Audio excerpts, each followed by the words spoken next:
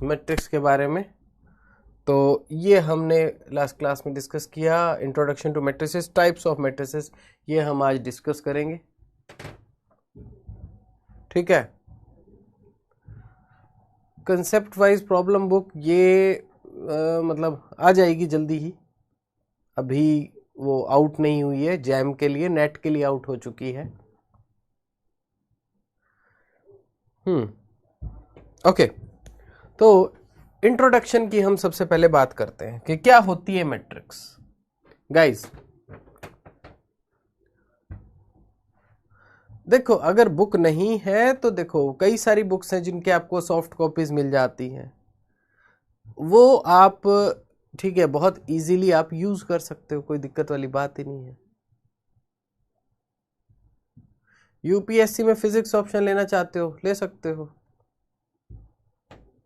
ठीक है, लेकिन कम से कम उसके लिए नेट की जो प्रिपरेशन यूपीएससी में है वो प्रिपरेशन करनी पड़ेगी। चलिए गाइस, अब बात करते हैं इसकी इंट्रोडक्शन, क्या होती है एक मैट्रिक्स। अब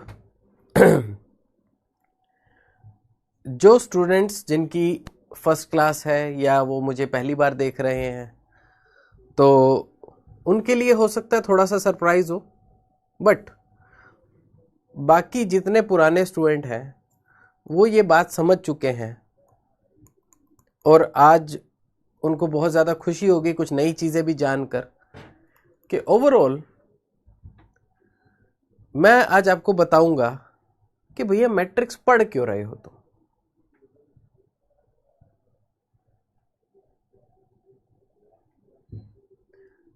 ठीक है सौरभ, इसको मैं थोड़ा सा लास्ट में डिस्कस करूंगा। अब एक बार मैट्रिक्स हम शुरू कर रहे हैं।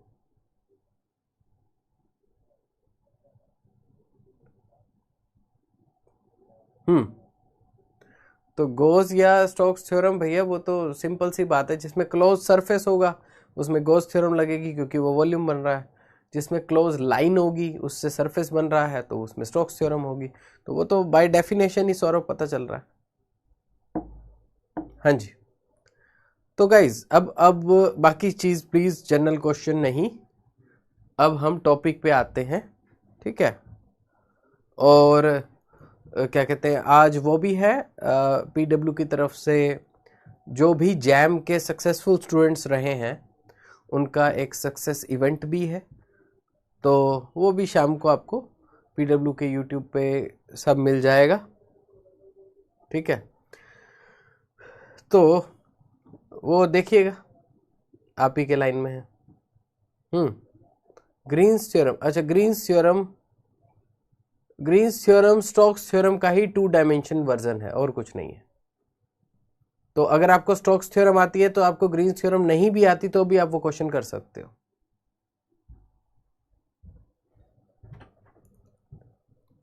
हाँ जी, तो अब प्लीज नो जनरल क्वेश्चंस, अब हम मैट्रिक्स पे आते हैं। मैट्रिक्स आपने class 11 12 BSc first second third अभी तक हो सकता है 4-5 साल आप मैट्रिक्स के बारे में पढ़ चुके हो। कितना? 4-5 साल मैट्रिक्स के बारे में पढ़ चुके हो। लेकिन अब पहला सवाल मेरा आपसे ये है कि मैट्रिक्स होती क्या है, मुझे बस ये डेफिनेशन दे दो। पहला सवाल।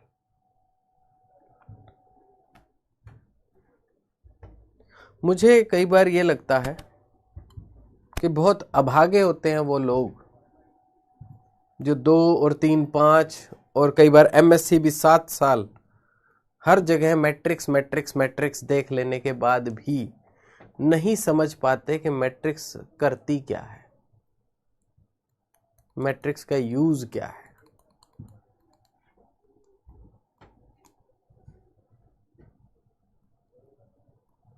Set of arrays, not that exact. ठीक है, ठीक है, बीएससी सेकंड सेमेस्टर में मैथ में है, बढ़िया। तो वही है ना, इतने साल पढ़ते हुए हो गए, इतनी बार पढ़ लिया, हर जगह पे मैट्रिक्स मिल जाती है आपको, क्वांटम में भी मैट्रिक्स है, ठीक है, ऑप्टिक्स को भी मैट्रिक्स से रिप्रेजेंट कर सकते हो।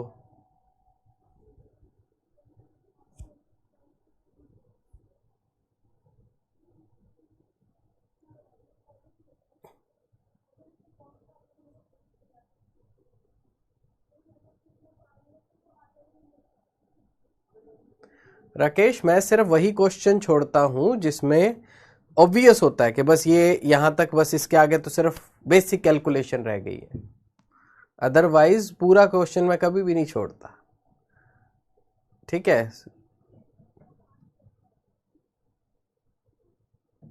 Simplified version of mathematical data, तो बिल्कुल arrangement of numbers in rows and column. तो मैट्रिक्स क्या होती है आपके पास? ये आपके पास होती है कुछ रोज एंड कॉलम्स में आपके पास नंबर्स का अरेंजमेंट जो होता है उसको मैट्रिक्स कहते हैं। ठीक है, सो अब ये जो मैट्रिक्स है इसको हम कैसे लिखते हैं? इसको लिखते हैं m cross n, m cross n। ठीक है, तो जिसमें m क्या होता है? m होता है आपके पास नंबर ऑफ रोज और n होता है आपके पास नंबर ऑफ कॉलम्स।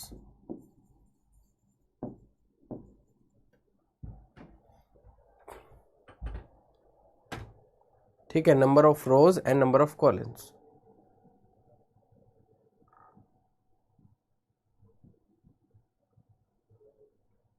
आज पहली बार हुआ कि सर ने नहीं बोला कि रट्टा नहीं लगाना, अभी वो तो बाय डिफॉल्ट मान के चलो।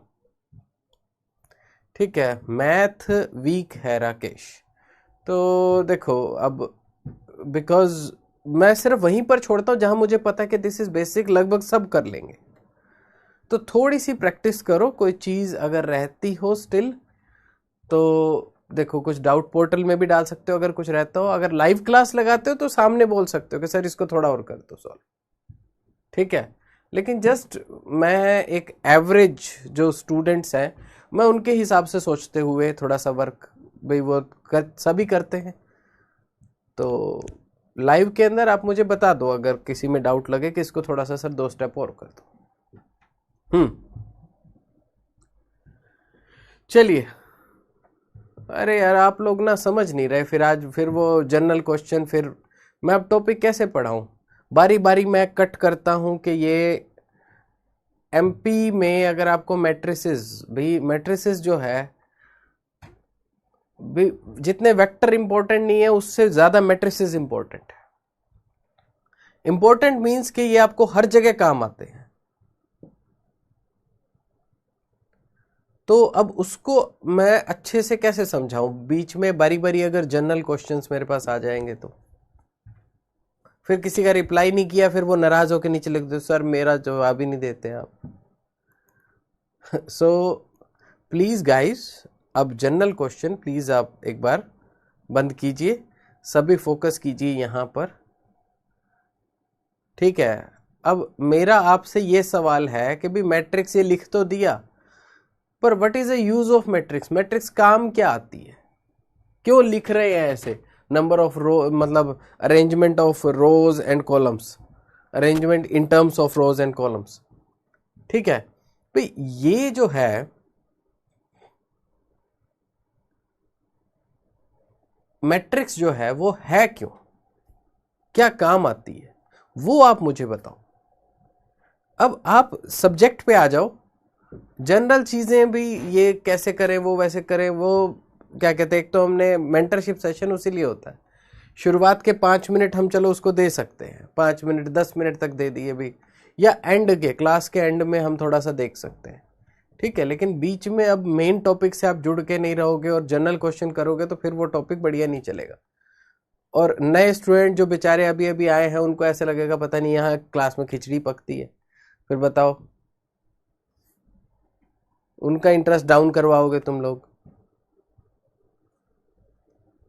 ठीक है, तो चलिए अब सबका ध्यान फोकस यहाँ पर, और 1 to 1 मेरे सवाल का जवाब दीजिए मैट्रिक्स का यूज क्या है भैया, क्यों बना रहे हो, ये क्यों लिख रहे हो, क्या मिल जाएगा तुम्हें, ऐसा तुम्हें क्या मिल जाएगा इन नंबरों को ऐसे लिखकर।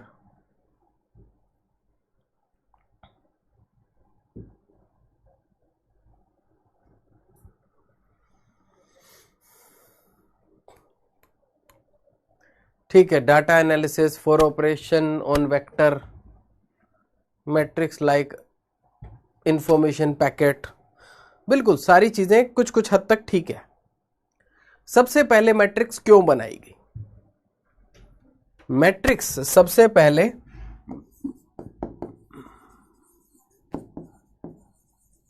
साइमल्टेनियस लीनियर इक्वेशंस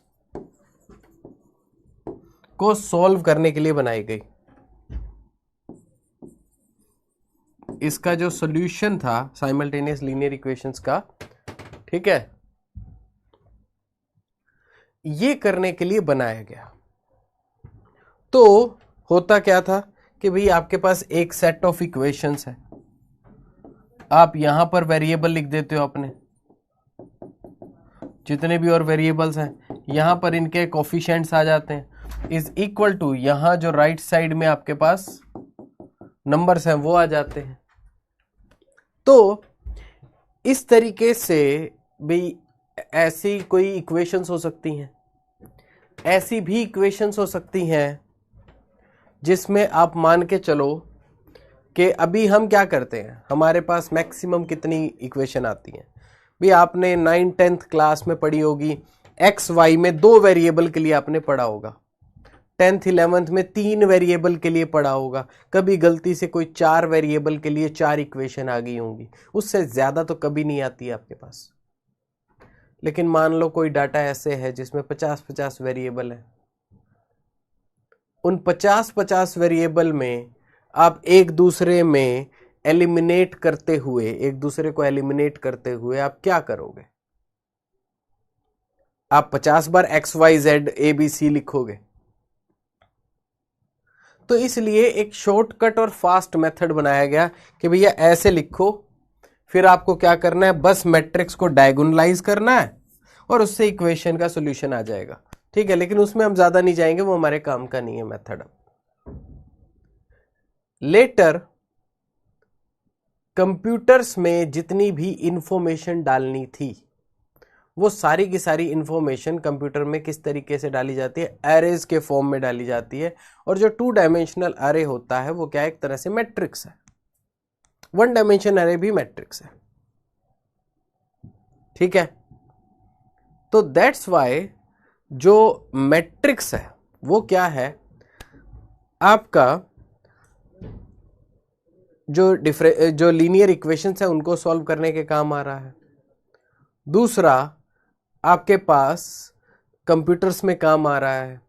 तीसरा, ये जो है अपने अंदर कॉम्प्लेक्स और वेक्टर्स दोनों चैप्टर अपने अंदर समाये हुए हैं। कैसे भी, आपने एक वेक्टर शो करना है, सो ये क्या है, this is a column matrix.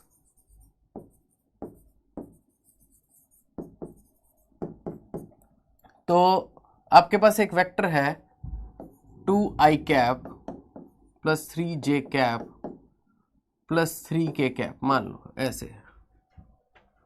तो x का कोफिशिएंट, y का कोफिशिएंट, z का कोफिशिएंट, तो ये कॉलम मैट्रिक्स है जो इस वेक्टर को रिप्रेजेंट कर रही है।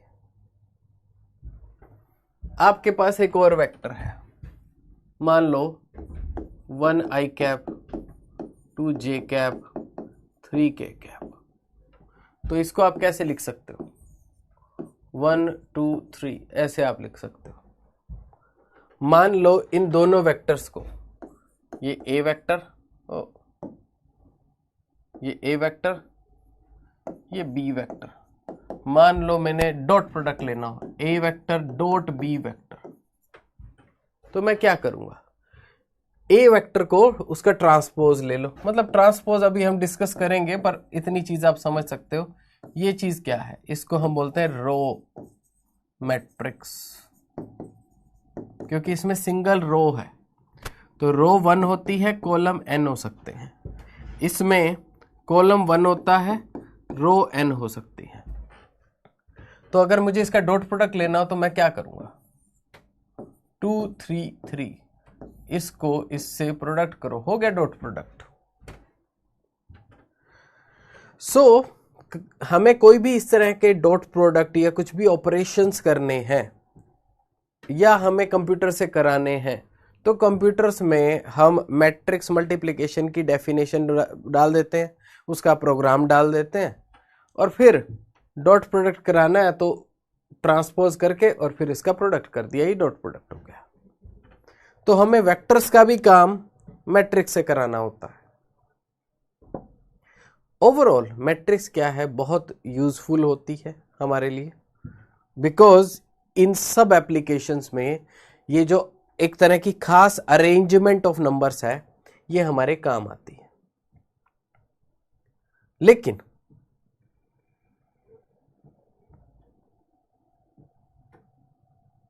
सर बी वेक्टर के कंपोनेंट ना सकते, वो समझ नहीं आया मुझे, क्या लिखा है आपने? तो बी वेक्टर 2 3 3, उसको 2 3 3, एक्स का, वाई का, जेड का कोफिशिएंट, और ये लिखा हुआ है बस। ए पहले एक आपने ट्रांसपोज लेना है, तो इसको इनर प्रोडक्ट भी कहा जाता है या डॉट प्रोडक्ट हो गया ये। तो ये आपका हो गया डॉट प्रोडक्ट, या इसको हम बोलते हैं इनर प्रोडक्ट।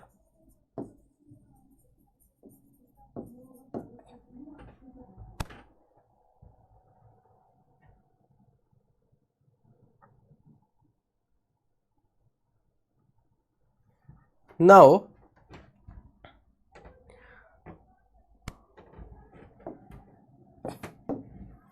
अब मुख्य मुद्दा कि भाई जो कि मेनली क्या है, हम एक 2x2 मैट्रिक्स लेते हैं।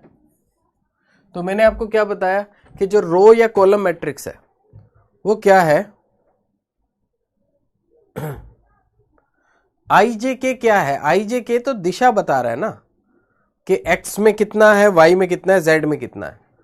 और यहां पर जो इसकी प्लेसमेंट है ये अपने आप आई जे के, इसकी जगह, जिस जगह ही लिखा गया वो है इसका इंडेक्स। समझे?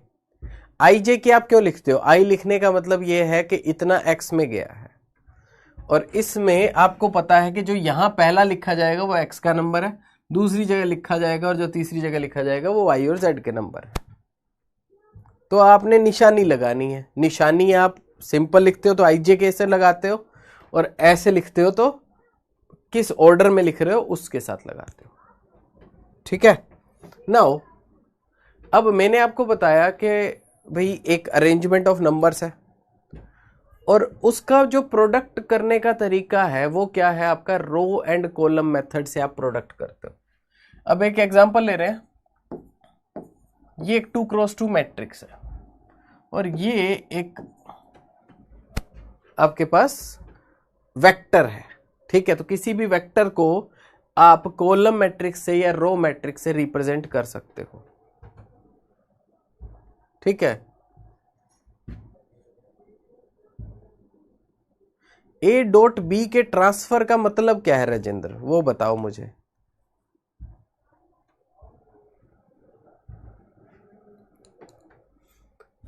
तो इस मैट्रिक्स को जब मैं इसमें प्रोडक्ट करूंगा तो क्या आएगा?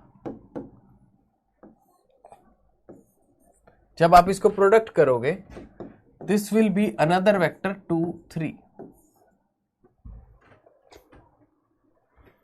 तो इसको आप ऐसे समझ सकते हो जैसे, अब ये इसको वेक्टर के तौर पे ड्रॉ करते हैं।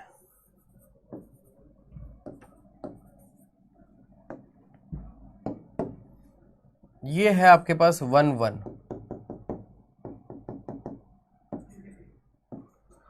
तुम भी कहोगे सर वेक्टर भी आप वेक्टर की तरह ड्रॉ करते हो, कॉम्प्लेक्स में भी आप वेक्टर की तरह ड्रॉ करते हो, मैट्रिक्स भी वेक्टर की तरह ड्रॉ करते हो।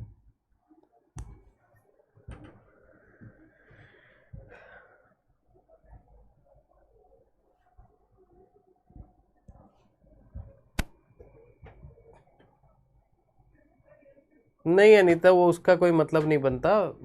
ट्रांसपोज का जब वो सिंगल नंबर आंसर आना है।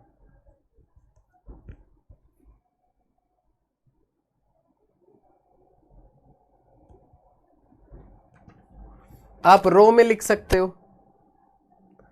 तो मैंने बोला तो है कि आप किसी भी वेक्टर को रो मैट्रिक्स या कॉलम मैट्रिक्स में लिख सकते हो, ठीक है, बट जगह बचाने के लिए हम अक्सर उसे कॉलम मैट्रिक्स के तौर पे लिखते हैं, पहली बात। फिर जो डॉट प्रोडक्ट जब भी लेना हो तो उसकी ये डेफिनेशन होती है कि ये ऐसे और ये ऐसे आप रख देते हो। और फिर जो प्रोडक्ट का रूल्स है, प्रोडक्ट के क्या रूल है आपके भी, आप ऐसे करते हो ना, रो इनटू कॉलम, इससे इसका प्रोडक्ट, इससे इसका प्रोडक्ट, इससे इसका प्रोडक्ट, फिर सबको ऐड करते हो, ठीक है। रो कॉलम मेथड जो आप यूज करते हो प्रोडक्ट का, भी वो जिस तरीके से डिजाइंड है उसमें डॉट प्रोडक्ट ऐसे ही हो सकता है, इसको आगे पीछे नहीं कर सकते आप, ठीक है, कि पहले आपको एक रो में रखना पड़ेगा और एक कॉलम में रखना पड़ेगा, तब इसको इनर प्रोडक्ट कहा जाता है। नाउ अब इसके ऊपर ध्यान दो। अब ये है 1 1 और इसके ऊपर ये मैंने मैट्रिक्स अप्लाई की तो एक नया बन गया 2 3। तो चलो अब इसको ड्रॉ करते हैं। 2 3 ये क्या होगा, ये है 2, ये है 3।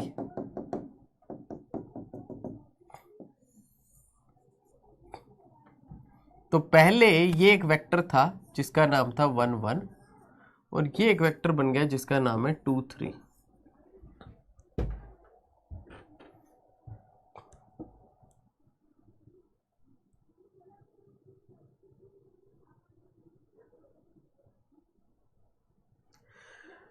राजेंद्र भैया मैं पूछ रहा हूं ट्रांसफर का मतलब क्या है, थोड़े से वर्ड आप मुझे स्पेसिफिक बताओ। ट्रांसफर, भाई ट्रांसफर मैंने नहीं पढ़ा है आज तक कि मैट्रिक्स में ट्रांसफर किसको कहते हैं,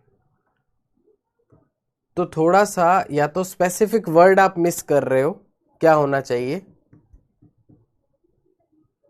ए वेक्टर डॉट बी वेक्टर की ट्रांसफर हो सकती है कि नहीं, भाई वो ट्रांसफर किस में ट्रांसफर, या यहां ट्रांसफर का मतलब क्या है। तो इसने मैट्रिक्स ने किया क्या है, एक मैट्रिक्स किसी वेक्टर पे प्रोडक्ट होके क्या करती है, उससे दूसरे मैट्रिक्स में, दूसरे वेक्टर में सॉरी, ट्रांसफॉर्म कर देती है। गाइस सभी फोकस रखेंगे यहां पे। मैट्रिक्स क्या करता है, जिस वेक्टर पे वो अप्लाई हो रहा है उससे दूसरे वेक्टर में ट्रांसफॉर्म कर देता है।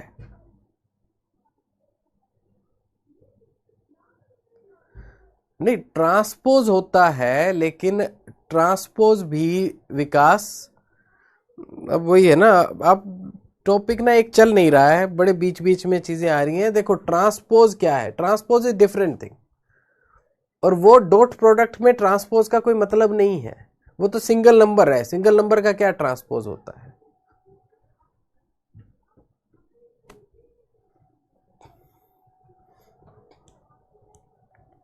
हाँ वो आप करने को आप ऐसे कर दो, इसको आप पहले लिख दो, इसको आप बाद में लिख दो, तो ये तो आप करके देख सकते हो ना। ये बी डॉट ए हो गया, ए डॉट बी और बी डॉट ए बराबर होता है, वही हो जाएगा, ठीक है। लेकिन वो स्पेसिफिक वर्ड होना चाहिए ना, transfer. Transfer is no term in matrix, या कोई होगी भी तो उसका कोई स्पेसिफिक सेंस होगा, ठीक है। तो अब आप इसको प्रोडक्ट कर दो, आंसर सेम आएगा, ऐसे भी और ऐसे भी,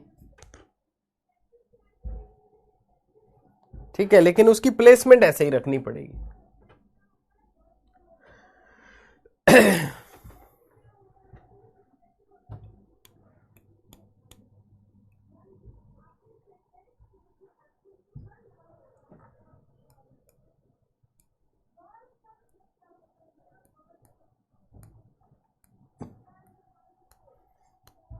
चलिए गाइस, अब बिल्कुल यहां पर ध्यान। मैट्रिक्स बड़ा मजेदार टॉपिक है, so please don't lose focus and let me concentrate too.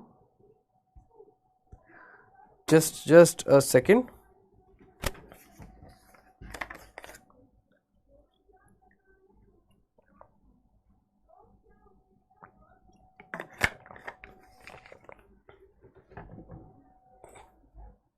हाँ जी।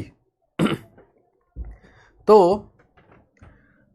वेक्टर जो है 1 1, ये हमने 2 डायमेंशन वेक्टर ले लिए और ये मैट्रिक्स हमने इस पे अप्लाई की है, तो हमारे पास एक नया वेक्टर आ गया 2 3। तो ये जो मैट्रिक्स है ये क्या कर रही है? ये मैट्रिक्स आपकी एक वेक्टर को दूसरे वेक्टर में ट्रांसफॉर्म कर रही है।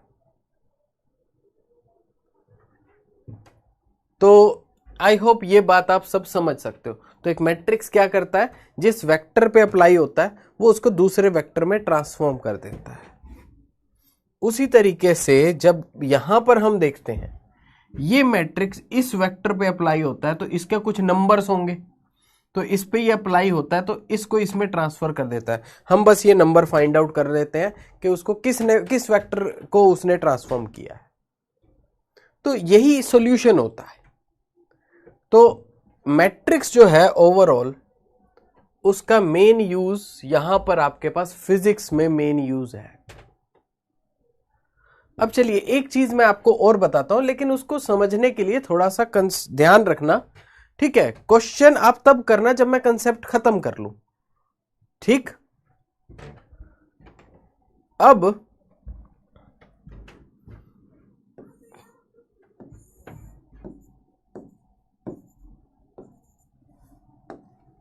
हमारे पास यहां पर मान लो एक वेक्टर है जो है ए बी, कोई वेक्टर है, ये ए और बी वेक्टर है। मैं उसको मल्टीप्लाई कर रहा हूं -1 0 0 1 से, तो क्या आएगा? वही लगाओ रो कॉलम, तो ये आ जाएगा आपके पास -AB। क्या आ जाएगा? -AB। ये है आपके पास A, ये है आपके पास B, ये है -A और ये है B। तो ये वेक्टर क्या बन गया? नाउ अगर आप इस नए वेक्टर को देखो तो ये नया वेक्टर क्या है? ये ऐसा है जैसे इसका रिफ्लेक्शन है अबाउट y एक्सिस, आपके पास इस वेक्टर को रिफ्लेक्ट कर दिया गया हो, इसको मिरर मान के, और ये बन जाएगा -AB। क्या समझे? सो इस मैट्रिक्स को मैं क्या कह सकता हूं? ये मैट्रिक्स आपको देती है रिफ्लेक्शन अबाउट y एक्सिस, ठीक है? Reflection about y axis. तो इसने AB को -AB पे ट्रांसफर कर दिया। अब मान लो ये है -AB, मैं इसको एक और मैट्रिक्स से मल्टीप्लाई करता हूं जो कि है 1 0 0 -1, ठीक है? तो पहले ये है मैट्रिक्स 1, जिस मैट्रिक्स 1 की वजह से आपके पास यहां से ट्रांसफॉर्मेशन यहां हो गया, इस वेक्टर में ट्रांसफॉर्मेशन हो गया। अब ये है मैट्रिक्स 2, ये क्या कर रही है? ये इस वेक्टर पे अप्लाई हो रही है, दूसरे वाले पे। तो आपके पास क्या आएगा? -A -B। तो क्या हो गया? ये एक नया वेक्टर बन गया -A -B।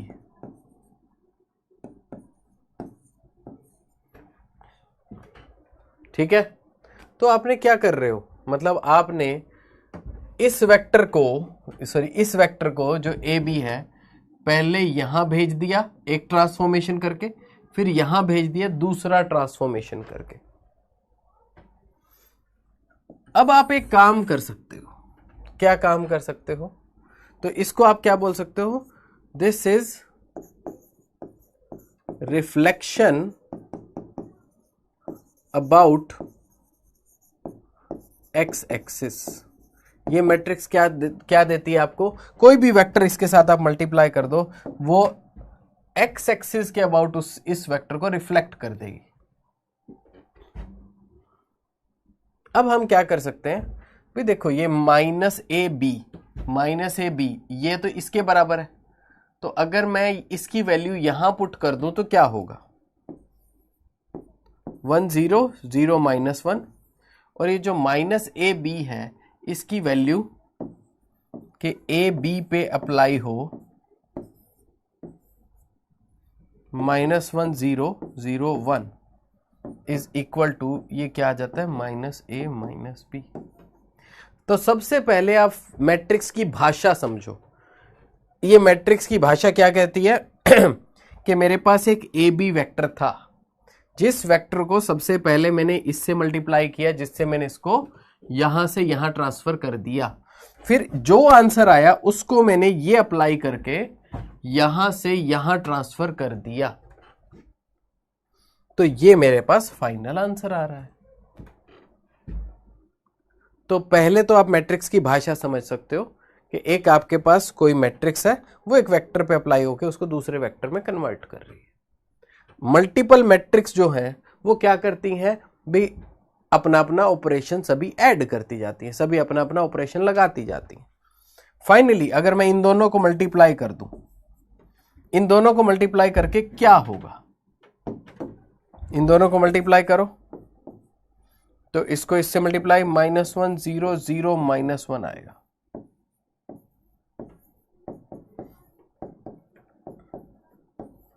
तो इसका मतलब क्या हुआ, देखो मल्टीप्लिकेशन के इसके जो मैट्रिक्स के रूल्स हैं वो ऐसे सोच समझ के बनाए गए हैं, भगवान ने आके नहीं कहा कि ऐसे मल्टीप्लाई कर लेना तो ऐसे से हो जाएगा।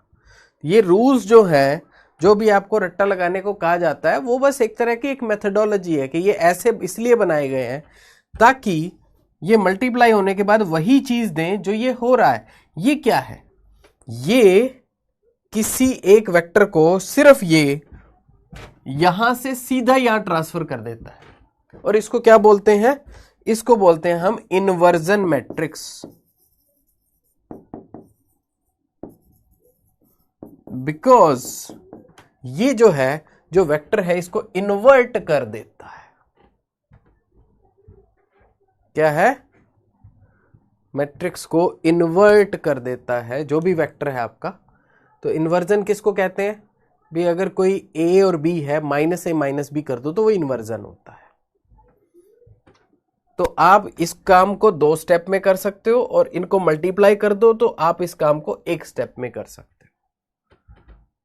तो आप इसको भी समझ पा रहे हो, इसको भी, और इन दोनों के प्रोडक्ट से ये बना है इसको भी। तो ये है मैट्रिक्स के प्रोडक्ट की माया। तो गाइज मुझे पहली बात ये बता दो कि यहां तक सबको क्लियर है, यहां तक किसी का डाउट है तो अब पूछ सकते हो। मैंने आपको सिर्फ ये बताया, पहली बात मैट्रिक्स का यूज क्या है। तो मैट्रिक्स भाई, रो एंड कॉलम में आपके नंबर्स के अरेंजमेंट को मैट्रिक्स कहते हैं। फिर मैंने आपको बताया मैट्रिक्स का यूज क्या है। भाई यूज के टर्म में सबसे पहले इसको साइमल्टेनियस इक्वेशंस को सॉल्व करने के लिए इसकी खोज की गई, ठीक है। उसके बाद धीरे धीरे कंप्यूटर्स में ये डाटा डालने के लिए आपके पास सबसे बढ़िया मेथड मैट्रिक्स था, उसके अलावा और कोई नहीं, ठीक है। तो वो मैंने आपको बताया। फिर हमें पता चला, इन्वर्जन बता देते हैं, और बाकी किसी का कोई क्वेश्चन हो तो ठीक है। हाँ, उसके बाद मैंने आपको बताया कि मैट्रिक्स कर क्या रही है। मैट्रिक्स का जो रो एंड कॉलम है, अब मैं आपको प्रोडक्ट नहीं सिखाने वाला, वो आप अगर आप भूल गए हो तो अपनी बुक में देखो, ठीक है। दैट आई एम सपोजिंग कि इतना आपको आता है। तो अगर एक मैट्रिक्स, फिर मैंने आपको बताया बेसिकली कि किसी भी वेक्टर को एक रो या कॉलम मैट्रिक्स के तौर पे लिखा जा सकता है, और उनका डॉट प्रोडक्ट कैसे करेंगे वो भी मैंने आपको बता दिया। तो ऐसी तरह की सारी चीजें, डॉट प्रोडक्ट, क्रॉस प्रोडक्ट वगैरह वगैरह सब लिखा जा सकता है। क्रॉस प्रोडक्ट तो आप खुद डिटर्मिनेंट करके करते हो, तो वो मतलब दीज आर ऑल थिंग्स जो वेक्टर्स को इस तरीके से ट्रीट करके मैट्रिक्स के फॉर्म में ही करते हैं। नाउ द थिंग इज के भाई मैट्रिक्स मल्टीप्लिकेशन का मीनिंग क्या है। ठीक है, मैट्रिक्स मल्टीप्लिकेशन आपका मीनिंग ये है कि मैट्रिक्स क्या है, मैट्रिक्स एक तरह का ऑपरेशन है कि इस वेक्टर पे मैंने एक ऑपरेशन किया तो वो इस वेक्टर में चेंज हो गया। तो वो क्या कर रहा है, मैट्रिक्स एक वेक्टर को दूसरे वेक्टर में कन्वर्ट कर रहा है, पहली बात। दूसरी बात, आपने सबसे पहले क्या किया, वाई एक्सिस के अबाउट इस वेक्टर को रिफ्लेक्ट कर दिया, तो ये वेक्टर बन गया। तो उसका मैंने एक मैट्रिक्स क्रिएट किया जो कि वाई एक्सिस के अबाउट रिफ्लेक्शन कर रहा है। अब ये जो वाई एक्सिस के अबाउट रिफ्लेक्शन है, अब मैं एक्स एक्सिस के अबाउट रिफ्लेक्शन कोज करूं तो ये आपके पास वेक्टर बन गया जो कि एक्स एक्सिस के अबाउट रिफ्लेक्शन के बाद इस वेक्टर को एक्स एक्सिस पे रिफ्लेक्ट कर दो तो क्या बन जाएगा, ये बन जाएगा। एक्स एक्सिस पे अगर मिरर रख दो तो ये वाला बन जाएगा। उसका भी मैंने मैट्रिक्स बना दिया ट्रांसफॉर्म करने का। अब मुद्दा ये है कि भाई अगर मैं भाई इसकी वैल्यू माइनस ए बी की ये जो है ये मैं यहां रख दूं तो मतलब क्या, ये बन गया। पॉइंट नंबर 1, इसकी भाषा समझो। इसकी भाषा क्या है कि ए बी एक वेक्टर है, उसको पहले मैंने y के रिस्पेक्ट में रिफ्लेक्ट किया, फिर x के रिस्पेक्ट में रिफ्लेक्ट किया, तो मेरे पास क्या आ गया, ये वेक्टर आ गया। ठीक है, तो वो क्या है, वो आपके पास ये बन गया है। पहले y के रिस्पेक्ट में रिफ्लेक्ट किया, फिर उसको x के रिस्पेक्ट में रिफ्लेक्ट किया।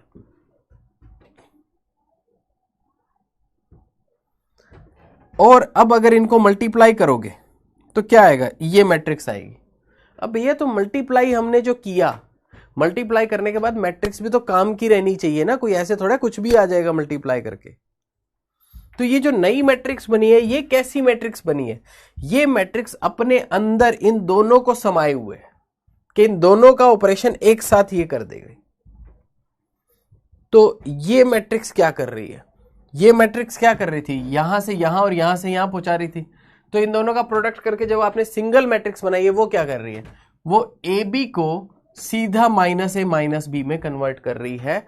तो ये क्या है, इस चीज को हम बोलते हैं इन्वर्जन मैट्रिक्स। क्योंकि ये इन्वर्जन किसको कहते हैं, आपने पढ़ा होगा क्रिस्टलोग्राफी में इन्वर्जन सिमेट्री।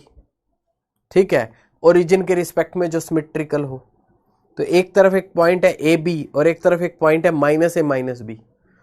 तो इन्वर्जन किसको कहते हैं कि अगर ए बी को आप माइनस ए माइनस बी में कन्वर्ट कर दो, सो दैट इज इन्वर्जन।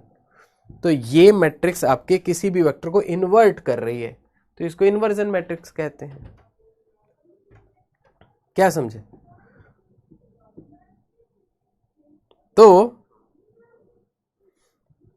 हमने वेक्टर्स को वेक्टर्स की तरह पढ़ा, हमने कॉम्प्लेक्स को भी वेक्टर्स की तरह पढ़ा, और हम मैट्रिक्स को भी वेक्टर्स की तरह पढ़ रहे हैं इन सम वे।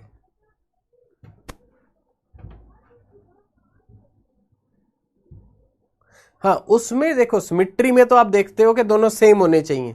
यहां हमें सेम सूम से मतलब नहीं है, हमें बस ये है इन्वर्जन कहते किसको है, बात खत्म। यहां हमें मतलब है इन्वर्जन किसको कहते हैं, दैट्स इट।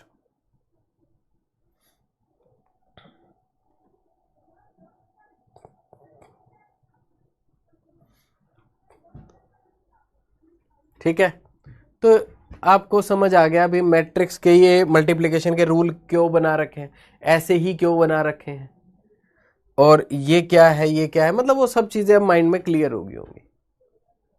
अब हम चलते हैं थोड़ा सा देखते हैं टाइप्स ऑफ मैट्रिसेस क्या क्या होती है। अब आपके पास एक मैंने बता दिया भी, अगर आप इस तरीके से लिखो तो ये आपके पास रो मैट्रिक्स है, क्योंकि इसमें एक रो है और n कॉलम हो सकते हैं। ये आपके पास कॉलम मैट्रिक्स है। ये आपके पास कॉलम मैट्रिक्स है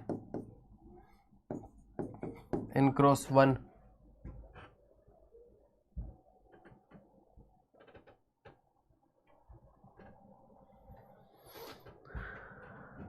कोई नहीं लक्ष्मण, तुम्हारे को भी दे देंगे ये सुपर पावर।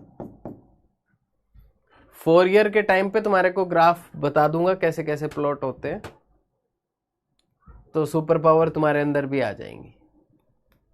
हाँ जी, रो मैट्रिक्स, कॉलम मैट्रिक्स, उसके अलावा भी आपके पास m cross n rectangular matrix, rectangular matrix,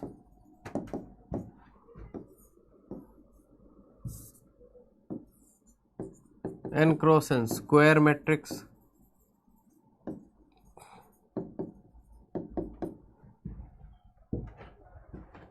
ठीक है।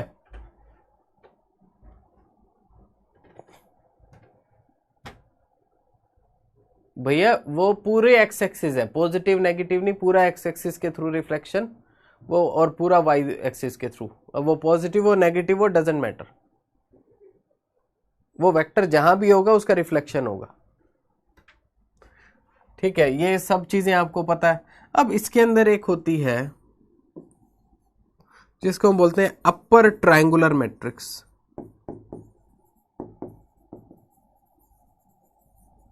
Upper triangular matrix, upper triangular matrix क्या होता है भाई? ये जो एलिमेंट है यहां पे, इसमें एटलीस्ट 1 नॉन जीरो एलिमेंट हो और यहां के सारे एलिमेंट जीरो हो, तो उसको अपर ट्रायंगुलर मैट्रिक्स कहा जाता है, ठीक है। दूसरा,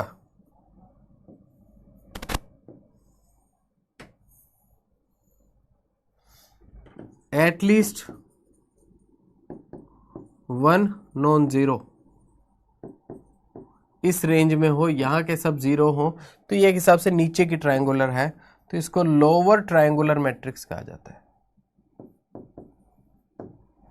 और ये सारे के सारे स्क्वायर मैट्रिक्स की कैटेगरी में है, मतलब स्क्वायर तो होने ही चाहिए।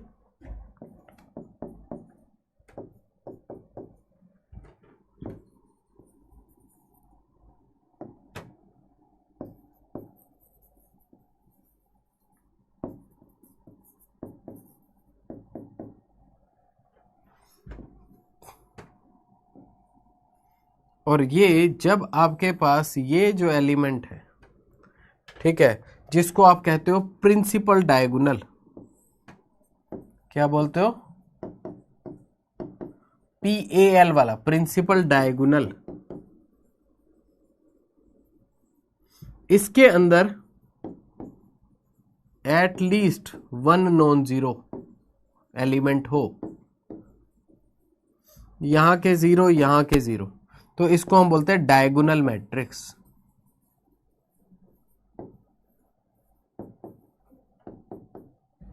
एटलीस्ट 1 नॉन जीरो, ठीक है, वो डायगोनल मैट्रिक्स।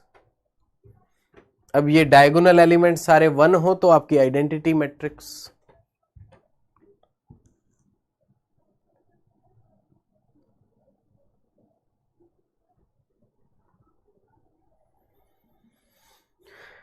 ठीक है, तो राजेंद्र यही थ्योरी है आपकी।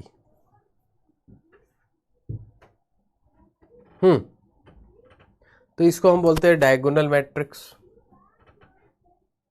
नाउ तो ये मैट्रिक्स आपने काफी हद तक पढ़ी हुई है और इसमें कोई बहुत बड़ी चीज नहीं है। अब हमें पढ़ना है जो कि हमारे पास है सिमेट्रिक मैट्रिक्स।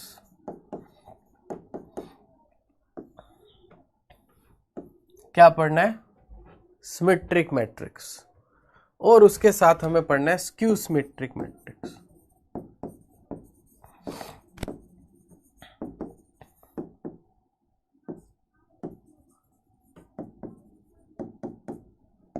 बट इनको जानने से पहले आपको जानना होगा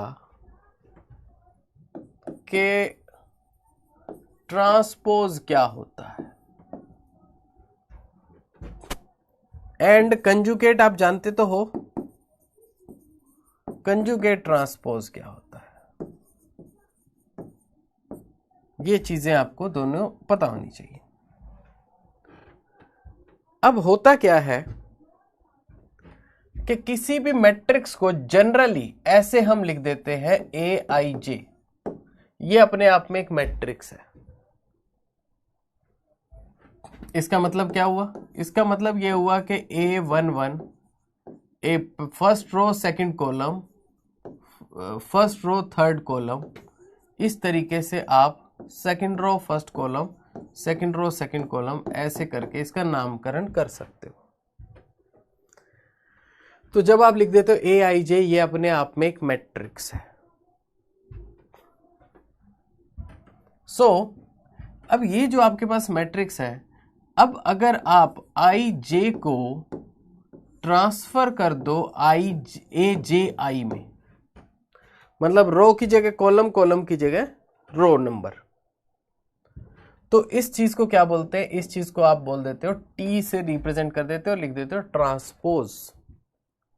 ये आपके पास ट्रांसपोज होता है। इसका मतलब क्या हुआ कि आप इसको ट्रांसफर कर दोगे ए जे आई में, जो कि इक्वल होगी, अब रो कॉलम हो गया, कॉलम रो हो गया, तो A11 ये तो सेम रहेगा। अब क्या है, ये A12 जो यहां था वो 12 अब यहां आ जाएगा। ठीक है। A13 जो यहां था, अब आपने इसको उल्टा कर दिया है, तो ये 13 31 की जगह पे आ जाएगा। ठीक, तो इस तरीके से आप इसको लिख पाओगे। तो ये प्लेस किसका है? ये प्लेस A31 का है, तो इसकी जगह क्या आएगा? उल्टा करके 13। अच्छा, और 13 की जगह क्या क्या चला जाएगा? 31 चला जाएगा। 31 चला गया 13 पे, 13 चला गया 31 पे। तो एक हिसाब से क्या है, एक तरह से आपने उसके जो वैल्यूज हैं वो एक तरह से स्विच कर दी हैं, रो की कॉलम्स में, कॉलम्स की रोज में। नाउ कंजुगेट ट्रांसपोज क्या होता है? कंजुगेट में आप आयोटा से माइनस आयोटा लिखने को आप कंजुगेट बोलते हो।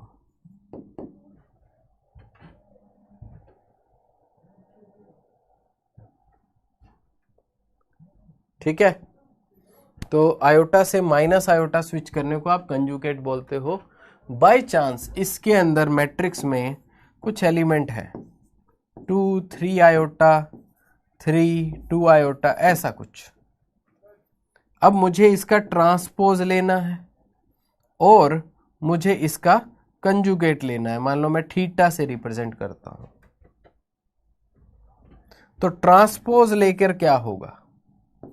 ट्रांसपोज ले लिया अगर, तो क्या होगा? 2 और 2 आयोटा ये आपस में स्विच हो जाएंगे, ये 3 और ये 3 आयोटा। अब आपको क्या लेना है? अब आपको कंजुगेट लेना है। कंजुगेट लोगे तो क्या होगा? कंजुगेट लोगे तो 2 3 एज इट इज, ये -3 आयोटा हो गया और ये -2 आयोटा हो गया। इस चीज को बोलते हैं कंजुगेट लेना। तो ट्रांसपोज और कंजुगेट, आई गेस ये दोनों चीजें बहुत ही बेसिक हैं, सिंपल है, और आप उसको समझ सकते हो, और उसको रिप्रेजेंट कैसे करना है दैट ऑल्सो यू नो। तो अब हम आ जाते हैं सिमेट्रिक मैट्रिक्स पे। सिमेट्रिक मैट्रिक्स क्या होती है? आपके पास एक मैट्रिक्स है ए, अगर आपने उसका ट्रांसपोज ले लिया और वो सेम मैट्रिक्स रहती है, उसी मैट्रिक्स के बराबर ही आ जाती है, so that is called as a symmetric matrix. एक मैट्रिक्स है ए, उसका आपने ट्रांसपोज ले लिया और वो उसी मैट्रिक्स जैसी ही होती है। ठीक है, क्वेश्चंस कराएंगे सॉल्व। तो ये होती है आपकी सिमेट्रिक मैट्रिक्स। अब इसमें आप ये भी कह सकते हो कि ए आई जे का transpose is equal to A I जे, अगर मैट्रिक्स को मैं इस शब्दों में लिखूं तो ए जे आई, इसका ट्रांसपोज लेंगे तो क्या होगा, ये ऑर्डर चेंज हो जाएगा, A J I is equal to A I J. ये एक बेसिक प्रॉपर्टी होती है इसकी, ठीक है। तो जो सिमेट्रिक मैट्रिक्स है उसकी एक बेसिक प्रॉपर्टी होती है। Now let's talk about skew symmetric matrix. Skew symmetric matrix क्या होती है? जब एक मैट्रिक्स का आप ट्रांसपोज लो लेकिन वो नेगेटिव ऑफ अपने मैट्रिक्स के बराबर हो, तो जो मैट्रिक्स हमारे पास है उसके नेगेटिव के बराबर है, तो उसको स्क्यू सिमेट्रिक मैट्रिक्स कहते हैं, या समटाइम्स उसको एंटी सिमेट्रिक मैट्रिक्स कहते हैं।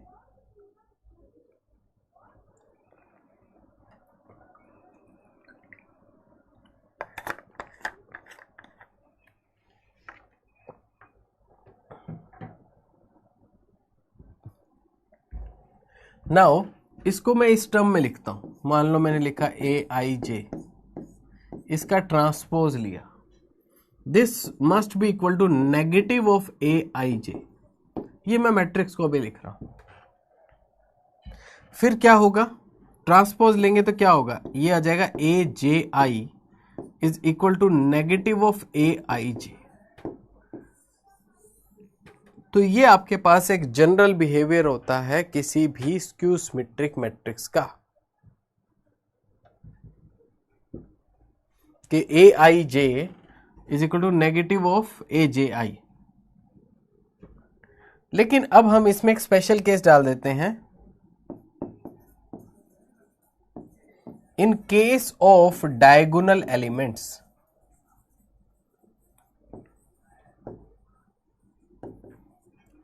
तो डायगोनल एलिमेंट्स के केस में क्या होगा? डायगोनल एलिमेंट्स कौन से होते हैं? जिन एलिमेंट्स में आपका रो और कॉलम इक्वल होता है। भाई ये 1 1 2 2 3 3, ये आपके पास रो और कॉलम जो है वो आपका इक्वल होता है। तो ये क्या कहता है? ये कहता है कि for diagonal elements A I I is equal to negative of A I I. एक नंबर अपने ही नेगेटिव के बराबर है। ऐसा कौन सा नंबर हो सकता है जो नंबर अपने ही नेगेटिव के बराबर? Yes guys,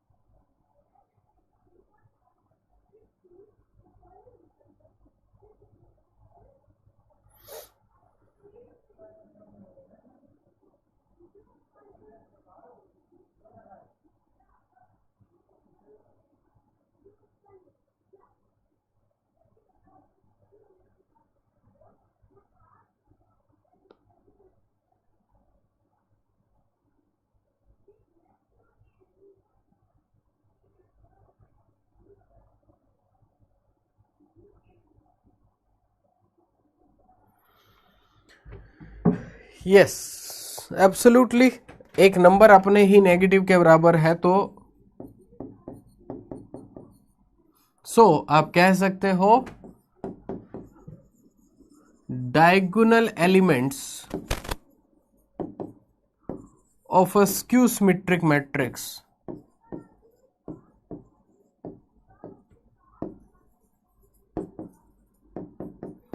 must be zero, must be zero। ठीक है, ये प्रॉपर्टी स्पेशली याद कर लो, कभी काम आ सकती है। अब जो सिमेट्रिक और स्क्यू सिमेट्रिक मैट्रिक्स है, ये तो क्या है, ये रियल नंबर्स के लिए। लेकिन अगर इसी के अंदर थोड़ा तड़का लगा दिया जाए कॉम्प्लेक्स नंबर्स का, तो ये क्या होती हैं, this is Hermitian matrix, Hermitian matrix and skew Hermitian matrix, skew Hermitian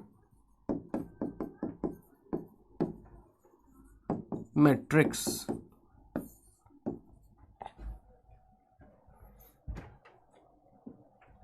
Hermitian matrix क्या होती है? एक मैट्रिक्स है ए, अगर मैं ये डैगर लिख रहा हूं, what does dagger mean? Conjugate transpose. तो ये डैगर क्या है? ये है आपका कंजुगेट ट्रांसपोज।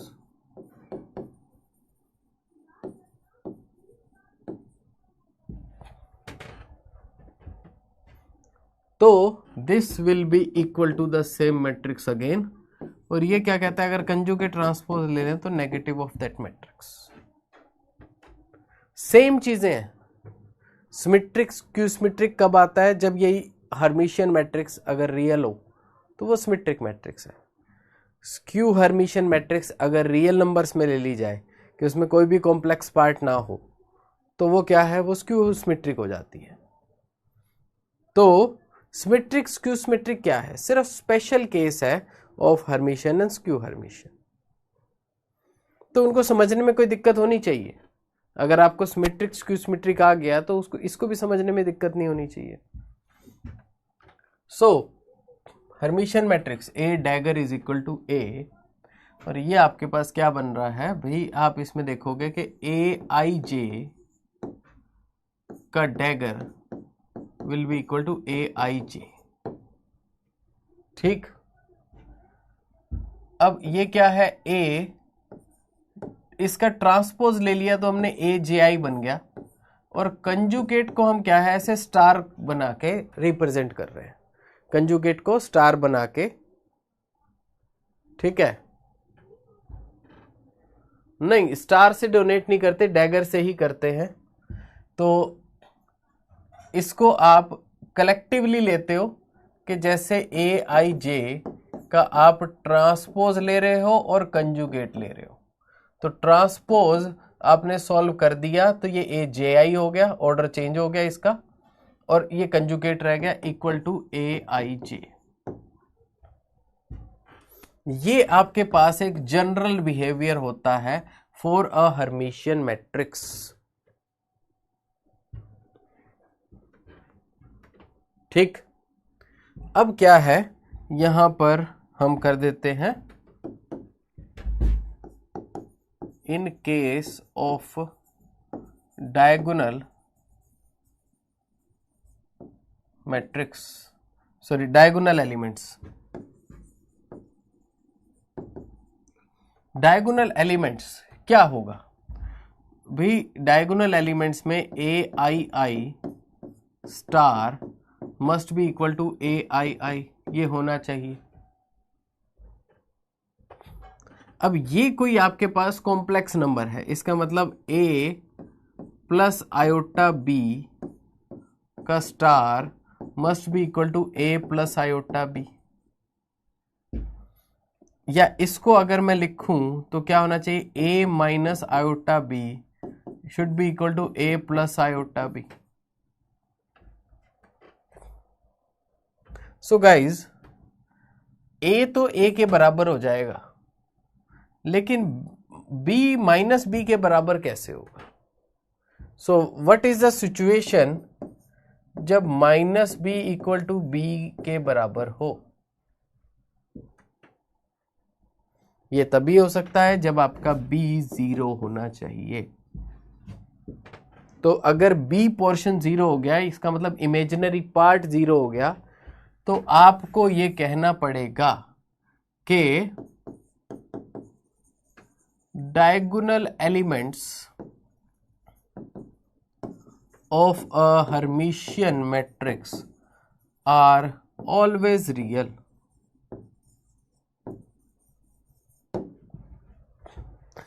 एक हर्मिशियन मैट्रिक्स के डायगोनल एलिमेंट्स जो हैं वो हमेशा रियल आपको मिलेंगे।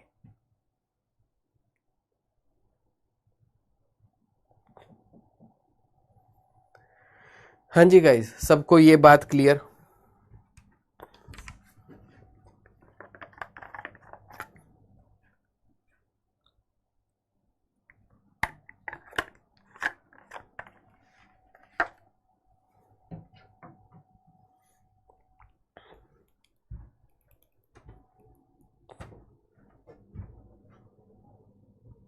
सबको ये बात क्लियर है?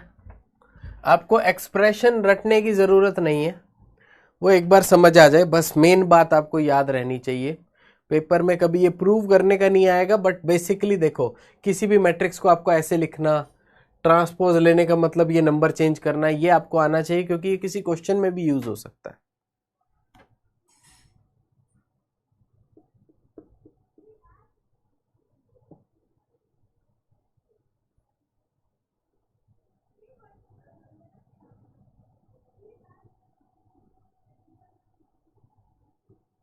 डायगोनल मैट्रिक्स, देखो डायगोनल मैट्रिक्स की हम नहीं बात कर रहे, हम डायगोनल एलिमेंट्स की बात कर रहे हैं, ठीक है? तो जो भी मैट्रिक्स है उसके डायगोनल एलिमेंट क्या होते हैं? डायगोनल एलिमेंट ऐसे होते हैं जिसमें रो और column, number of row and number of column equal होता है।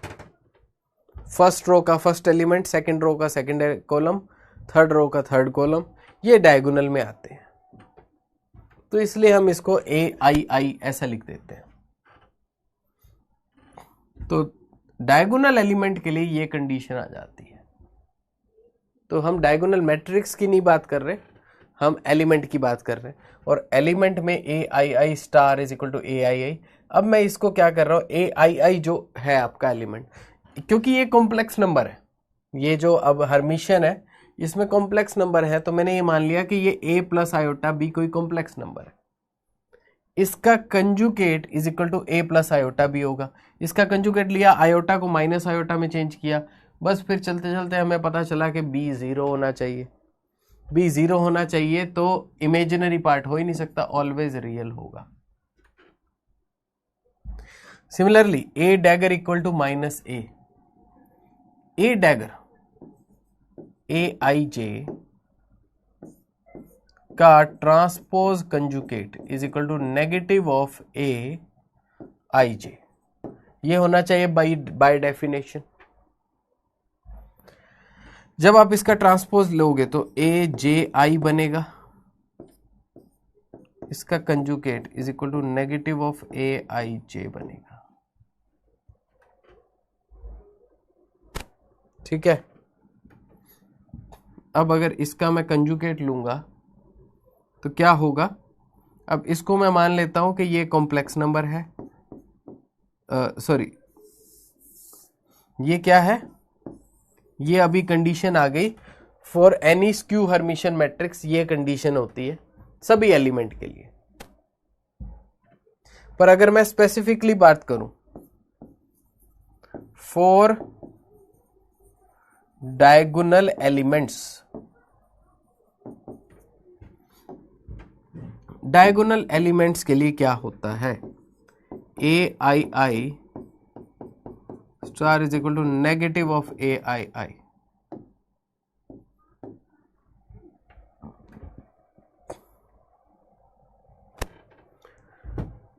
दो का कंजुगेट -2 नहीं होता, कंजुगेट में सिर्फ आयोटा को माइनस आयोटा किया जाता है और किसी चीज को नहीं, ठीक है?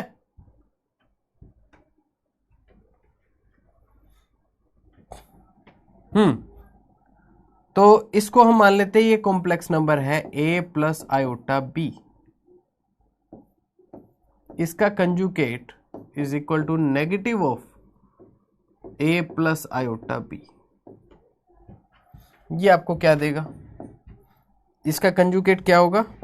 A minus iota B equal to क्या होगा? Minus A minus iota B, ठीक है? अब भैया B तो B के इक्वल हो सकता है, लेकिन A माइनस A के इक्वल कैसे होगा? ए इज इक्वल टू माइनस ए कैसे हो सकता है? तभी हो सकता है जब ए इक्वल टू 0 हो।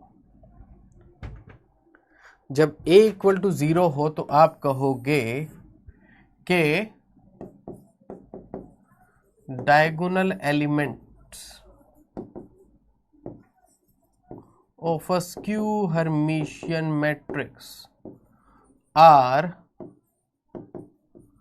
either imaginary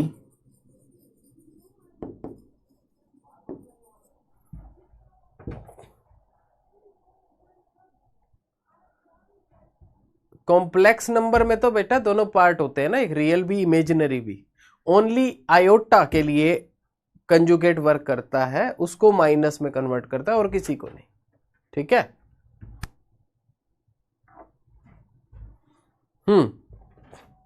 Hermitian matrix diagonal matrix obviously हो सकती है।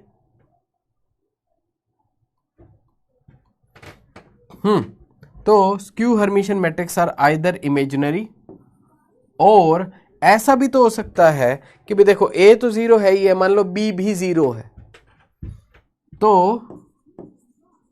0 हो जाए, सभी 0 हो जाए। तो 0 आप सिर्फ आपके क्या कहते हैं इमेजिनरी नंबर की कैटेगरी में तो आते नहीं है, तो सिर्फ 0 एक ऐसा पॉइंट है जो रियल नंबर की कैटेगरी में भी आ जाता है, तो इसलिए इसको हम अलग से लिख देते हैं। तो या तो वो प्योरली इमेजिनरी होंगे या वो 0 होंगे।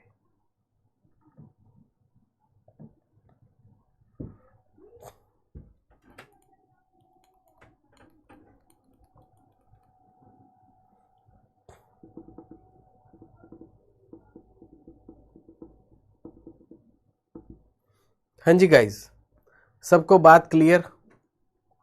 स्क्यू हर्मिशियन किसी भी मैट्रिक्स में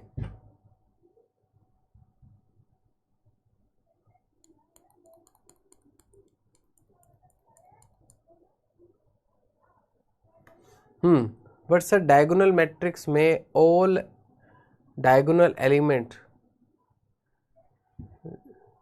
0 हो जाता है। नहीं, किसने कहा है?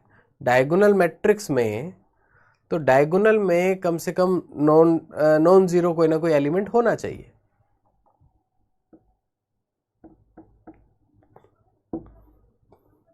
बीएससी में आता है 2 4 5 नंबर के यही क्वेश्चन आ जाते हैं कई बार।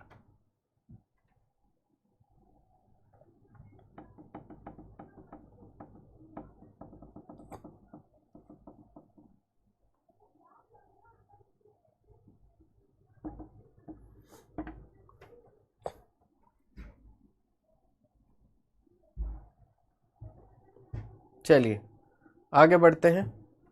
नेक्स्ट इज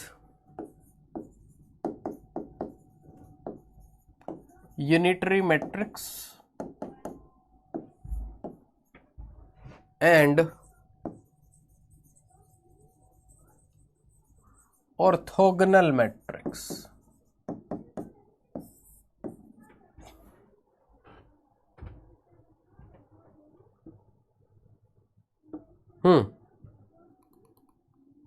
बिल्कुल हर्मिशियन मैट्रिक्स के आते हैं, सारे क्वेश्चन कराएंगे आपको कल की क्लास में। आज थोड़ी बेसिक डेफिनेशंस होंगी। तो ऑर्थोगोनल मैट्रिक्स क्या होता है?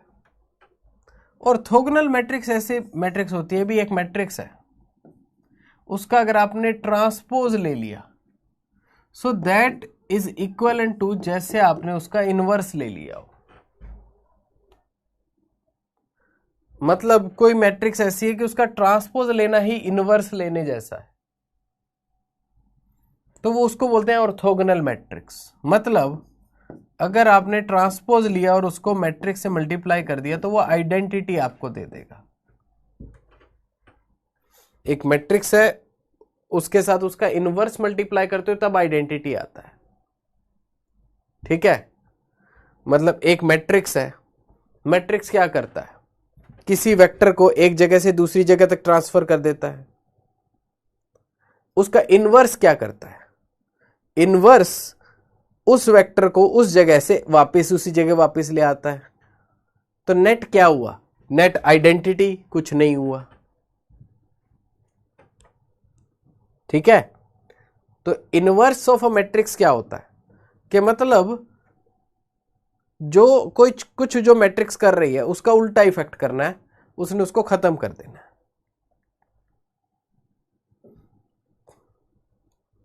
तो जैसे वो होता है ना भाई, बचपन में घर पे छोटे भाई बहन खेलते हैं, आजकल तो टेलीफोन वो फोन पे ही लोग लगे रहते हैं। थोड़ा सा उससे पहले के टाइम में क्या होता था भी, घर पे बैठ के गर्मी की छुट्टियों में टाइम पास करने के लिए क्या करते थे भी, ताश के पत्ते ऐसे रख रख के उसका महल बनाते थे भी किसका बड़ा महल बनेगा।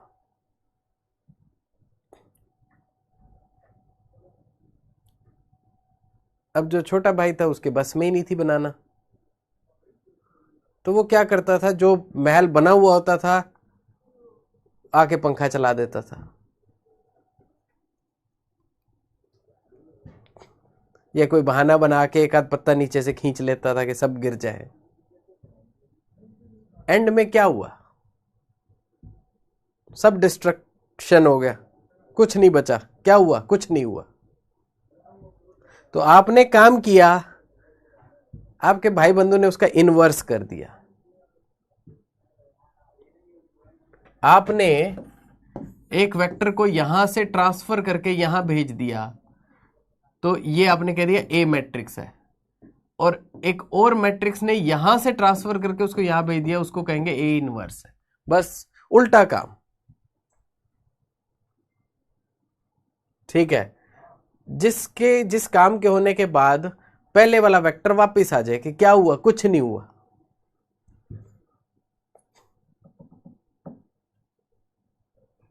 ठीक है। तो उस केस में आपकी एक्टिविटी के लिए आपका भाई जो है, या जो भी भाई बहन जो भी है, वो आपका इनवर्स है। तो उसने क्या बना दिया कि जैसे कुछ नहीं हुआ। एक जोक याद आ गया मुझे, I hope you would like that and the people from Haryana will also will मतलब हैवीली लाइक दैट। क्या होता है, एक बार ना, वो पहले होता था साइकिल पे ना, वो कपड़े में बांध के, हाँ आइडेंटिटी में सारे डायगोनल वन होते हैं, तो कपड़े में बांध के ना चूड़ियां ले जाते थे, ठीक है, बेचने के लिए। तो अब एक वही ऐसे आदमी साइकिल पे पीछे कपड़े में चूड़ियां बांध के और बेचने के लिए किसी गांव में ले गया। ठीक है। एक आ गया हमारा फेवरेट ताऊ, उसने क्या किया, ऐसे लाठी मारी, कहते के ले रहा है। तो वो जो जिसके पास चूड़ियां थी, जो चूड़ियों का मालिक था, वो कहता है भी एक लाठी और मार दे, कहते फिर कुछ नहीं ले रहा।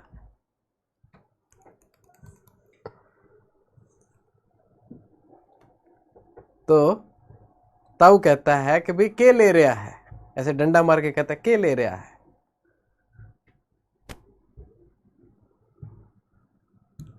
एंड ही सेड कि एक और मार दे, फिर कुछ नहीं ले रहा। तो जस्ट द अंडू इफेक्ट, जैसे आप करते हो ना कंप्यूटर में अंडू, तो दैट्स लाइक इनवर्स।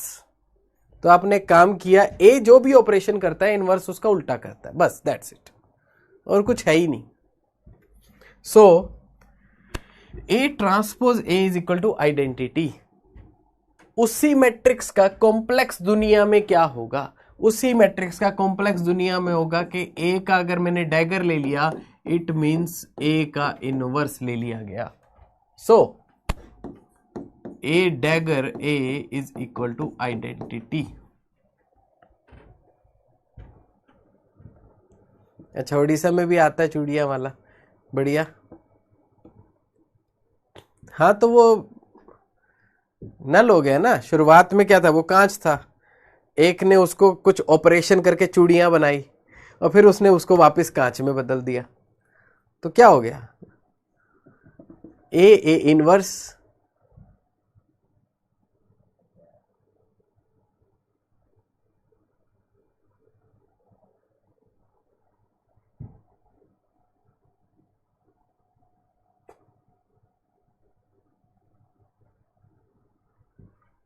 तो आइडेंटिटी अपने आप में एक ऐसी मैट्रिक्स है,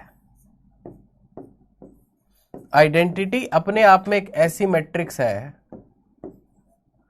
जो किसी पे अप्लाई हो तो क्या होगा, कुछ नहीं होगा।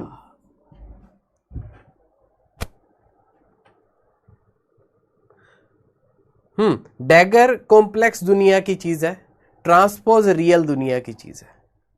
तो जब हम कॉम्प्लेक्स दुनिया में बात करते हैं तो कंजुगेट ट्रांसपोज दोनों एक साथ लेते हैं, और जब हम यहां लेते हैं रियल दुनिया में तो ओनली ट्रांसपोज लेते हैं।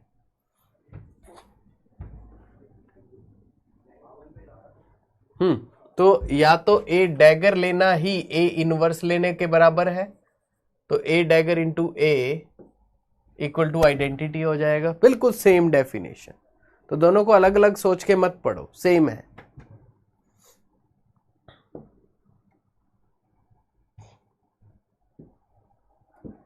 ठीक है, अब इसका एक एग्जाम्पल मैं आपको बता देता हूं। Cos theta sine theta minus sine theta cos theta, ये क्या है, ये मैट्रिक्स क्या करती है, rotation of theta anti clockwise,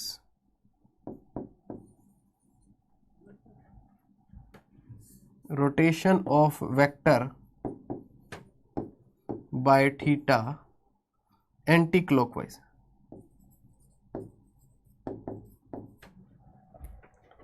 so ये मैट्रिक्स क्या करती है, cos sine minus sine theta cos theta, अगर ये मैट्रिक्स मैं अप्लाई कर दूं ए बी के ऊपर, तो जो भी नया आपके पास बनेगा वो क्या होगा कि अगर ए बी आपके पास एक वेक्टर है तो उसको थीटा एंगल से एंटी क्लॉकवाइज डायरेक्शन में रोटेट करते हुए जो वेक्टर बनेगा ये वो बना देगा।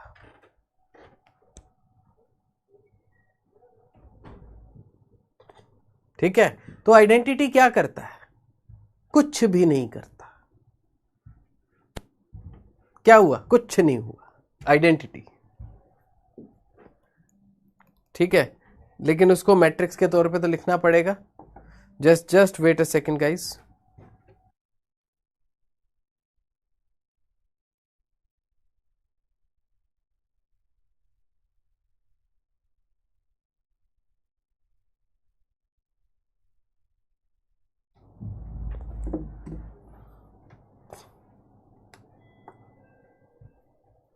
ठीक है, तो ये क्या करता है, ये उसको एंटी क्लॉकवाइज रोटेट करता है। अगर मैं इसका ट्रांसपोज ले लूं, ट्रांसपोज, तो क्या होगा, नई मैट्रिक्स बनेगी cos theta minus sine theta cos theta. अब इसका मतलब क्या होता है, इसका मतलब होता है रोटेशन क्लॉकवाइज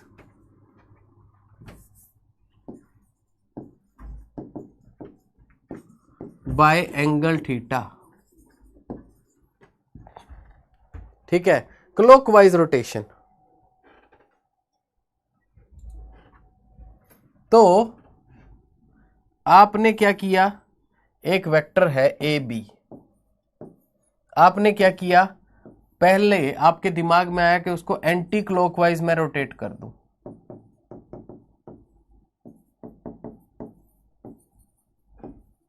फिर आपके दिमाग में आया कि नहीं, मैं उसको थीटा क्लॉकवाइज रोटेट कर दूं।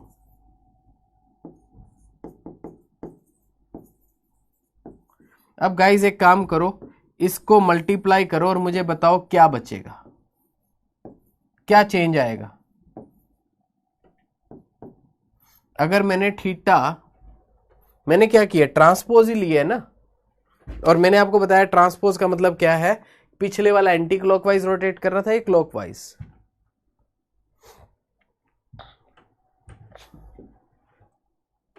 ठीक है, अरे भैया मुझे तो पता है ना कि रोटेशन वाला ये मैट्रिक्स है, बाकी आप अप्लाई करके देख लो।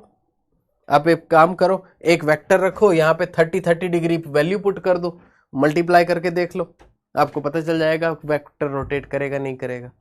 बाकी इसके कुछ और भी रीजन होते हैं, बट वो इतनी जल्दी आप अभी समझ नहीं पाओगे, लंबा चौड़ा बैकग्राउंड है, कौन सा बेसिस है क्या नहीं है। इन दोनों को मल्टीप्लाई करोगे तो क्या बचेगा, यहाँ आएगा sine square cos square, sine square cos square, ये आ जाएगा minus sine cos plus sine cos, minus sine cos plus sine cos, बस हो गया। तो आपको पता चल गया कि मात्र ट्रांसपोज लेने से ही इनवर्स हो गया, मात्र ट्रांसपोज लेने से ही इसका इनवर्स हो गया। तो इस चीज को हम क्या बोलेंगे, ये आपके पास ऑर्थोगोनल मैट्रिक्स है।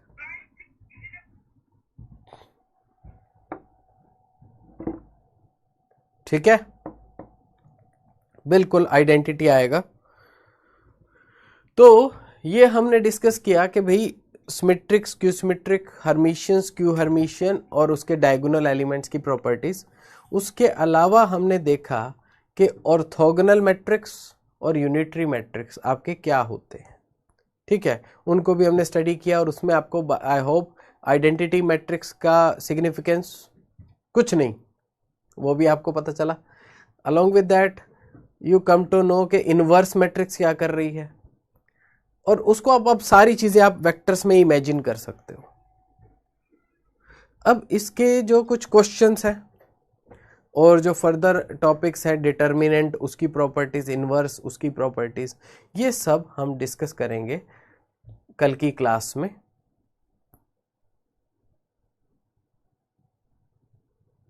कैसे पता चलेगा कि क्लॉकवाइज करेगा, देखो वो तो ये भी इसकी स्ट्रक्चर है ना, जब ये स्ट्रक्चर है cos sine minus sine cos, तो ये एंटी क्लॉकवाइज वेक्टर को रोटेट करता है। अब ठीक है, कुछ चीजें मैं इसमें निकाल सकता हूं, बट वो अभी मैं आपको बताऊंगा नहीं, बहुत ज्यादा कंफ्यूज हो जाओगे। बिल्कुल A into A transpose equal to identity होगा, बिल्कुल राजेंद्र।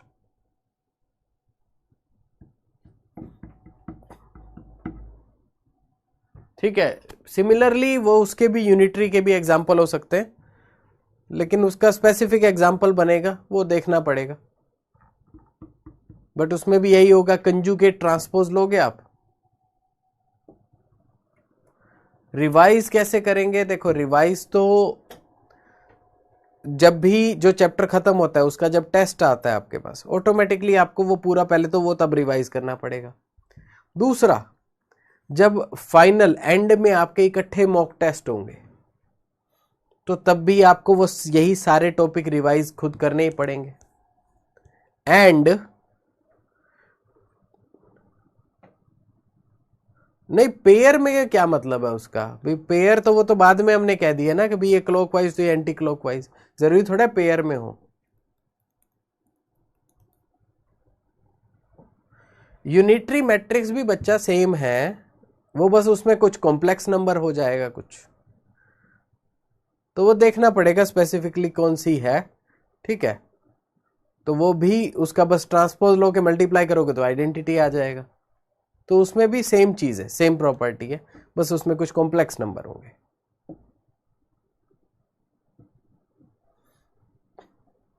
कोई बात नहीं राजेंद्र, देखो वो अभी शुरुआत है, धीरे धीरे प्रैक्टिस करो, जो जो आपकी कमी है एक एक दूर करो, तो वो धीरे धीरे हो जाएगा। तो प्रैक्टिस ही अभी कर सकते हो, छोटी छोटी जो भी कमियां हैं, जो भी मैथ से रिलेटेड प्रॉब्लम है, कोई साइंस से रिलेटेड प्रॉब्लम है, वो धीरे धीरे दूर करते जाओ।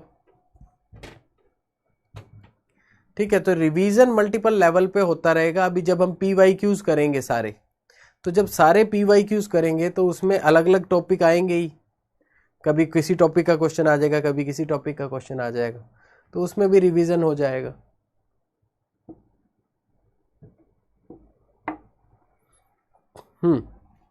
सेकंड स्लाइड में ग्राफ,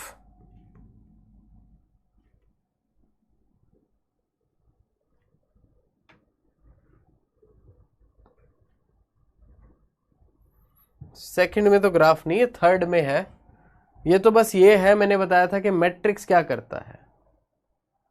ठीक है, मैट्रिक्स आपका एक वेक्टर को दूसरे वेक्टर में ट्रांसफॉर्म करता है। ये पहले वेक्टर था, ये नया वेक्टर बन गया। ठीक है, हाँ जेस्ट और TIFR के भी क्वेश्चन कराएंगे बीच में, थोड़े थोड़े PYQ के जो आपके लेवल में आ जाएंगे वो जरूर कराएंगे। ठीक है, तो ये बस एक वेक्टर को दूसरे में ट्रांसफॉर्म कर रहा है। देखो, अगर आपको ऑर्थोगोनल समझ आ गया है तो ऑर्थोगोनल और यूनिटरी में कोई फर्क नहीं है। सिर्फ ये क्या है, ये कोई ऐसी मैट्रिक्स होगी, अब स्पेसिफिक मैट्रिक्स मुझे ढूंढनी पड़ेगी कि भी मान लो कोई नंबर है A प्लस आयोटा B, ऐसे ऐसे कुछ करके मैट्रिक्स होगी, उसका ट्रांसपोज लोगे, मल्टीप्लाई करोगे तो आइडेंटिटी आएगा। तो उसमें समझने वाली क्या बात है? तो जस्ट ये जो चीज है, ये चीज आपको रियलिटी में रोटेशन के तौर पे देख सकते हो। ये कॉम्प्लेक्स नंबर में आप इसको इमेजिन नहीं कर सकते, बट हाँ मैं कह रहा हूं कि इसका अगर ट्रांसपोज ले लोगे, कंजुगेट ट्रांसपोज, और मल्टीप्लाई कर दोगे तो आइडेंटिटी आ जाएगा। तो उसमें कोई ऐसी बात है ही नहीं कि जो कुछ एक्स्ट्रा हो।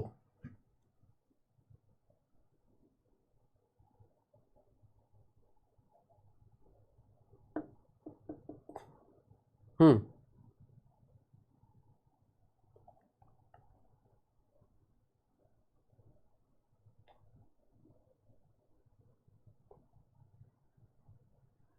हाँ अगर प्रो लिया हुआ है तो उसमें जो भी एक्स्ट्रा आगे के बैचेस होंगे वो आपको मिल जाएंगे।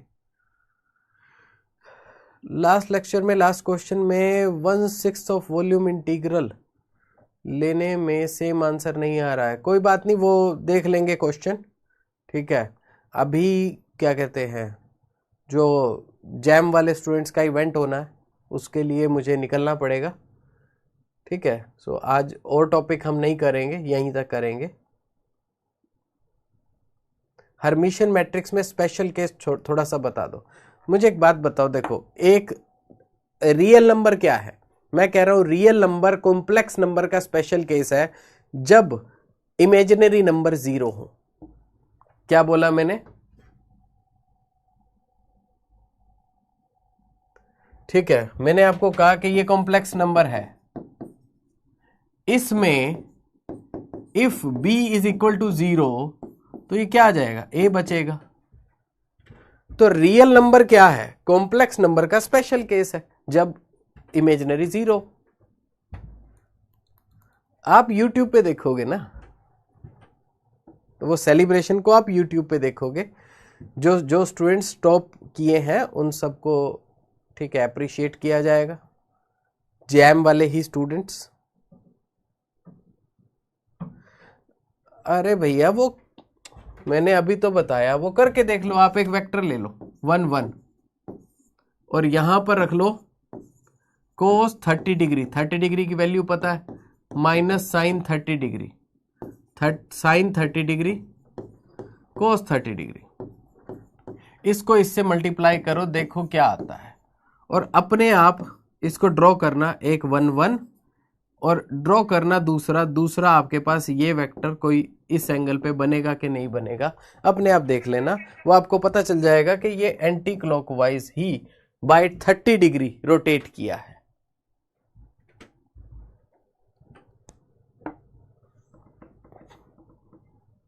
ठीक है, तो वो तो जी अप्लाई करके देख लो, जो कैसे पता चला तो क्या होता है। PYQs भी देखो, MP के लिए और क्वांटम के लिए, मॉडर्न के लिए कहीं जाने की जरूरत नहीं है, 100% मैं कराऊंगा। ठीक है, तो सारे क्वेश्चन आपके कवर हो जाएंगे, तो उसके लिए आपको चिंता करने की जरूरत नहीं है, कोई भी बुक करने की जरूरत नहीं है।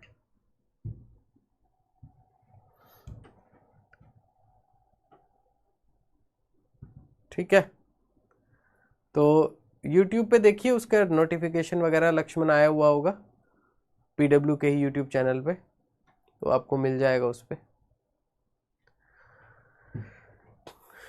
तो चलिए गाइस, बाकी जो भी आपके क्वेश्चंस हैं, ठीक है, आई थिंक 6 o'clock 6 बजे से लाइव है, तो मतलब 6 बजे से YouTube पे है, तो आप बाकी उस पर टाइम एक्यूरेट देख सकते हैं, जो जो भी इवेंट है, मल्टीपल चीज़ें आती रहेंगी उस पर साथ के साथ।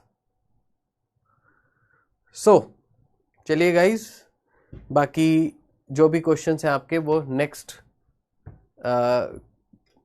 में देखते हैं हम, ठीक है।